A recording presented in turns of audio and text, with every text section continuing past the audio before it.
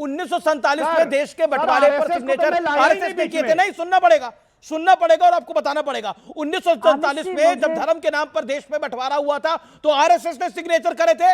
वंदे मातरम को पूरा गाने से रोका गया था, कांग्रेस ने रोका था, क्या आरएसएस ने रोका था? पॉइंट नंबर 3 मैं आपसे पूछता हूं। अब मुझे यह भी बताइए, मुजफ्फरनगर में दंगे हुए थे तो आरएसएस की सपोर्ट वाली सरकार थी क्या? उत्तर प्रदेश के लखनऊ में जवाब दीजिए इस बात का। बताऊं और कौन कौन से दंगे हुए थे? 84 के दंगे हुए थे इस देश के अंदर। सिखों का लोहड़ी और मकर संक्रांति के पर्व के दिन चल रहे हैं, सिखों का नरसंहार हुआ था। आरएसएस की समर्थन वाली सरकार थी क्या इस देश के अंदर? और उस 1984 के दंगे ने आज हिंदुओं और सिखों के बीच में एक बड़ी खाई पैदा कर दी। इसके लिए अगर कोई जिम्मेदार है तो तत्कालीन सरकार जिम्मेदार थी। और आपको लगता है ऐसा 1947 के अंदर फराज किदवई साहब जब देश का बंटवारा हुआ धर्म के नाम पर तो आरएसएस ने सिग्नेचर करे थे क्या?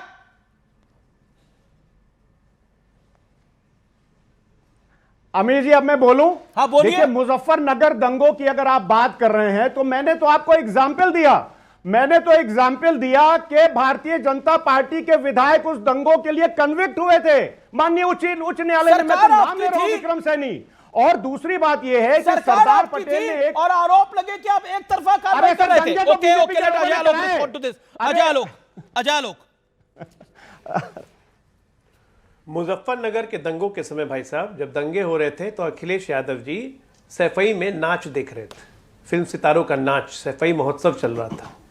आप तो वो महान पार्टी हैं, वो महान इंसान हैं जिसने कार सेवकों को गोलियां चलवाई। आप वो महान इंसान हैं जो बाबरी ढांचा गिरने के बाद आपके नेता खुलेआम दंगे करवा रहे थे मुसलमानों की तरफ से पूरे देश भर में, उत्तर प्रदेश में, जिसमें आपके नेता पकड़े भी गए थे जब प्रेसिडेंट रूल लगा था। बाद में आपकी सरकार आई तो सब छूट गए, सब लाइन से छूट गए। मायावती जी की सरकार आई, मुलायम सिंह जी पे चार्जेस फ्रेम किए गए, मुलायम सिंह यादव मुख्यमंत्री बने, सारे चार्जेस गायब हो गए। आप तो वो व्यक्ति हैं जिसमें आजम खान पे केस लगा हुआ था दंगों का, आपने आजम खान पे केस हटा लिया। मुस्लिम आपको एक क्रोनोलॉजी बताता हूँ। ये सब जितने लोक दल वाले थे अमीश 1970-60 के दशक में, ये सब राम मनोहर लोहिया के शिष्य, जेपी के शिष्य लोग जितने थे, इन सबको मुसलमान पूछता नहीं था। कांग्रेस मुसलमान को सोटती भी थी और सुहलाती भी थी। इमरजेंसी में सोटा तुर्कमान गेट पे, कैस्ट्रेशन करवाया, उसका सहला दिया, कभी शाहबानो ला के सहला दिया, कभी संविधान में सेकुलर घुसा के सहला दिया। कांग्रेस दोनों काम करती थी। 1989 में जब मंदिर मूवमेंट शुरू हुआ, पहली बार मुसलमानों का डेविएशन इन लोक दल वालों की तरफ हुआ, क्योंकि हिंदू लोग जितने थे इनके समर्थक, कांग्रेस के समर्थक, वो आज ही जा गए थे कांग्रेस से। थक हार के उन्होंने समाजवादी पार्टी को और बिहार में जनता दल को, सॉरी यूपी और बिहार दोनों में जनता दल था, उसको वोट दिया वीपी सिंह के प्रभाव में आके। तब पहली बार मुसलमानों को लगा, कह रहे ये तो हमें लीड कर सकता है। उसके बाद लालू यादव को यहाँ ने अरेस्ट कर लिया, आडवाणी जी को, एक मुसलमानों में मूवमेंट बनी, अरे हमारा मिल गया मसीहा, बिहार में लालू, उत्तर प्रदेश में मुलायम। और यही phenomena pan India Muslim division phenomena पूरे देश में चली और हर जगह रीजनल छत्रप मुसलमानों का समर्थन पापा के भाईजानों के किंग बनते चले गए। कांग्रेस अलग थलग पड़ते चली गई। आज वही कांग्रेस ने वापस मुहिम चलाई है मुसलमानों के जोड़ने की। और आज देश का मुसलमान सोचता है कि देशव्यापी कोई लड़ाई लड़ेगा भाजपा से तो भाई कांग्रेस लड़ सकती है। इनकी परेशानी तो यहां है। इसलिए मदनी जैसे फ्रॉड लोग को सामने ला के भावनाएं भड़काते मुसलमानों की नई समाजवादी पार्टी तुम्हारा भला कर सकती है और कुछ नहीं। एआईएमएम क्या कर रही है? यही तो कर रही है। मुसलमानों का अकेला नेता मैं हूं, मुस्लिम लीग बनाना चाहते हैं। सरदार पटेल की बात करते हैं फयाफरा साहब, 1950 में कॉन्स्टिट्यूएंट असेंबली में जब मोहम्मद इस्माइल ने कहा था कि मुसलमानों को शरिया फॉलो करने दिया जाए, तब सरदार पटेल के क्या बोलते हैं? जितनी सांप्रदायिक पार्टी थी, जितनी मुसलमानों के नाम पे पार्टी थी, पाकिस्तान चली गई। अजय भाई, नाम आपका नाम शादाब कब हुआ? मुबारक हो, आपका नाम शादाब हो गया। मुबारक हो, मुबारक।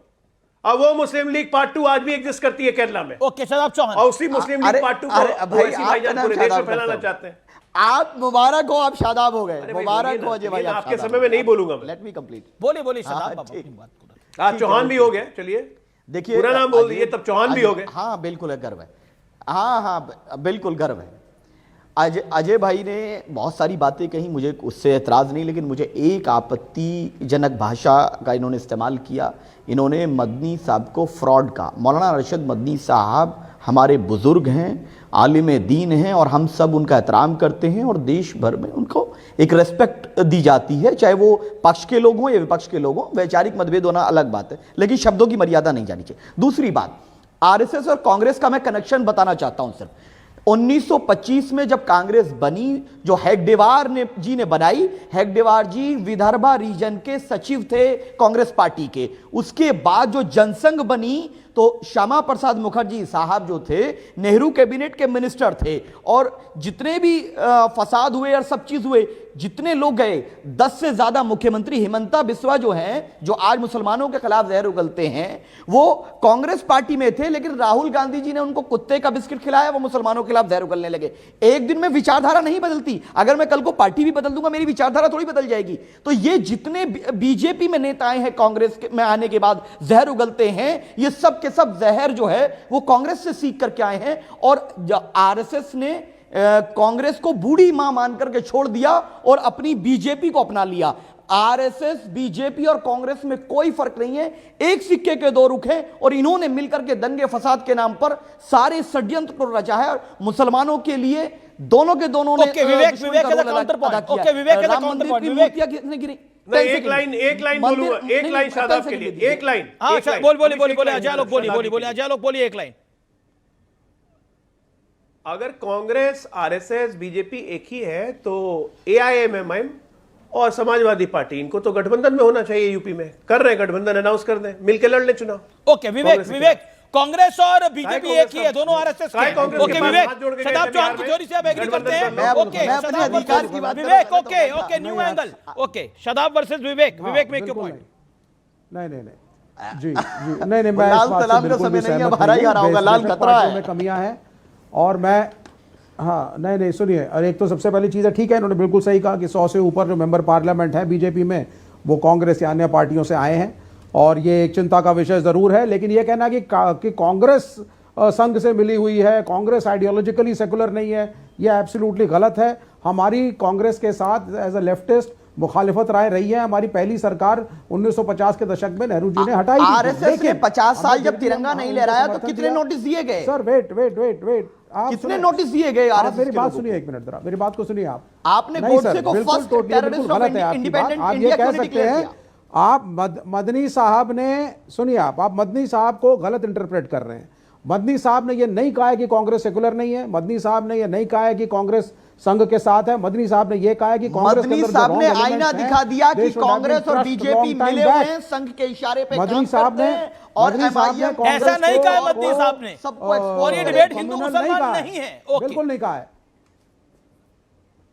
Absolutely not. और कांग्रेस एक सेकुलर पार्टी है, कम्युनिस्टों के कहने पे 42nd अमेंडमेंट में सेकुलर और सोशलिस्ट सब फिर से रिट्रेट किया गया, क्योंकि जो मूलभूत आत्मा थी अंबेडकर के कॉन्स्टिट्यूशन की, जिसके अंदर सारे के सारे क्लॉजेस सेकुलर थे, उसको रिट्रेट करना, क्योंकि आप मुझे विवेक जी, मैं आपको ये चैलेंज कर रहा हूं, कांग्रेस और आप दोनों के दोनों जवाब दे दें कि क्या हेगडेवार जी आपकी कांग्रेस के सेक्रेटरी विदर्भा के थे या नहीं थे? श्यामा प्रसाद मुखर्जी जी आप नेहरू कैबिनेट के मिनिस्टर थे नहीं थे? हिमंता आपकी पार्टी में थे या नहीं थे? आपके बीजेपी के जो 10 प्रवक्ता हैं, पॉलिटिकल पार्टियां नहीं थी, अधिकतर कांग्रेस ही थी। लेकिन जब कांग्रेस परिवारवाद की तरफ बढ़ती गई, पार्टियां बनती गई। जब श्यामा प्रसाद मुखर्जी डिसएग्री करते वो निकले, अम्बेडकर निकले कांग्रेस से, और डॉक्टर अम्बेडकर को कांग्रेस ने ही चुनाव हरवाया। जो अम्बेडकर की दुहाई देते हैं उन कांग्रेस ने चुनाव हरवाया। ममता बनर्जी कांग्रेस से निकली, जगनमोहन रेड्डी कांग्रेस से निकले। ने इस्तीफा दिया, मिदनापुर से एक मुसलमान ने इस्तीफा देकर के उनको पार्लियामेंट भिजवाया बाबा साहब अम्बेडकर को, क्यों? हम उनके क्वालिटी का सम्मान करते थे, और इसीलिए कहा कि अगर बाबा साहब अम्बेडकर संविधान नहीं बनाते तो आज भारत को हिंदू राष्ट्र ये लोग बनाते। हमारा यही लक्ष्य है कि बाबा साहब अम्बेडकर के संविधान की रक्षा हो, और जितने लोग बीजेपी देश के मालिक बनकर आप संविधान की रक्षा कर रहे हैं, देश के मालिक बनकर आप संविधान की रक्षा कर रहे हैं, देश के मालिक बनकर संविधान की रक्षा कर रहे हैं। हम देश तो सबका है ना, मालिक कौन हो सकता है इस देश के? नागरिक सबका है। देश तो देश के मालिक हम हैं। देश सबका है। नहीं, ये थोड़ी बोला देश सबका है, बोला देश के मालिक हम हैं, हम किराएदार नहीं है, मालिक है। देश के मालिक हम हैं। फिर तो दूसरी तरफ से बयान आएगा कि देश के मालिक हम हैं, और इसकी रक्षा करना जिम्मेदारी हमारी है। ओके अजय लोग, देश की रक्षा करने की जिम्मेदारी हमारी है, अजय लोग। और हम जब ऑपरेशन ऑडियो खोलिए तो ओवैसी साहब ने, ये पता होना चाहिए कि 1946 में जब नेहरू जी की 1946 में जब नेहरू जी ने क्राउन प्रिंस की सौगंध लेके प्रधानमंत्री पद की शपथ ली थी, ब्रिटिश क्राउन की शपथ लेके, तो उसमें यह नियम था कि वो नेशनल गवर्नमेंट थी जिसमें हर पार्टी का नुमाइंदा होगा। इसलिए श्यामा प्रसाद मुखर्जी थे, अपनी मर्जी से नहीं थे, वो एक नेशनल गवर्नमेंट थी और वो किसी की चुनी हुई सरकार नहीं थी। चुनी हुई सरकार जब 1951 में आई तो सबको अलग अलग चुनाव लड़े थे। पहली बात तो ये जान जाइए, इसलिए बार बार श्यामा प्रसाद मुखर्जी को सरकार का हिस्सा बनाने की कोशिश मत कीजिए। नंबर 1। नंबर 2, बहुत अच्छा लगा अभी मुझे जब विवेक श्रीवास्तव ने ये बात कही कि वो कम्युनिस्टों से सलाह मशविरा करके 1976 में सेकुलर और सोशलिज्म कॉन्स्टिट्यूशन में डाला गया था। उस वक्त कम्युनिस्टों का नेता कौन था? माओ।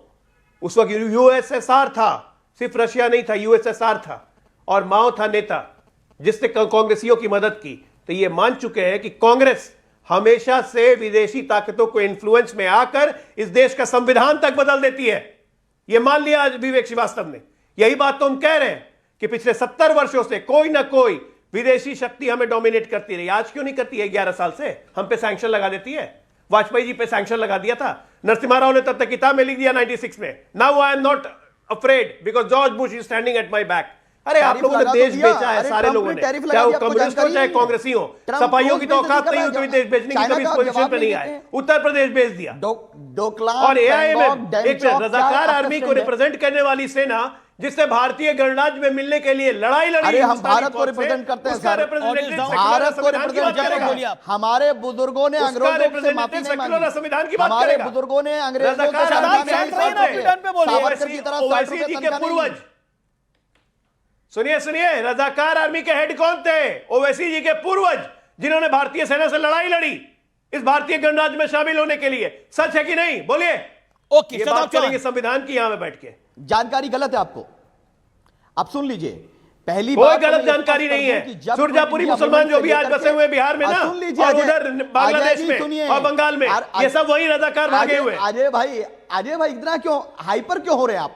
अरे सवाल जवाब सुन लीजिए सर। हाइपर नहीं, आपको सच्चाई बता रहा हूं। आप शादाब चौहान है ना, आपको रजाकारों की सच्चाई पता नहीं है क्योंकि आप शादाब चौहान है। अरे भाई सुन तो लीजिए अजय भाई सुन लीजिए, मुझे बात मालूम है। आप मुझे 10 लोगों का नाम बता दीजिए जो संघ से जुड़े हुए थे और देश के लिए प्राणों की आहुति दी। मैं चुनौती देता हूं। और सावरकर जी अंग्रेजों 10 नहीं, लिस्ट है भाई। किस बात की फ्रीडम स्ट्रगल निकाल के देख लो। अंग्रेज के समय हमेशा सबसे ज्यादा आरएसएस के लोग ही जेल में थे। जो वफादार थे वो रह गए। हमने भारत को चुना है सर। 1947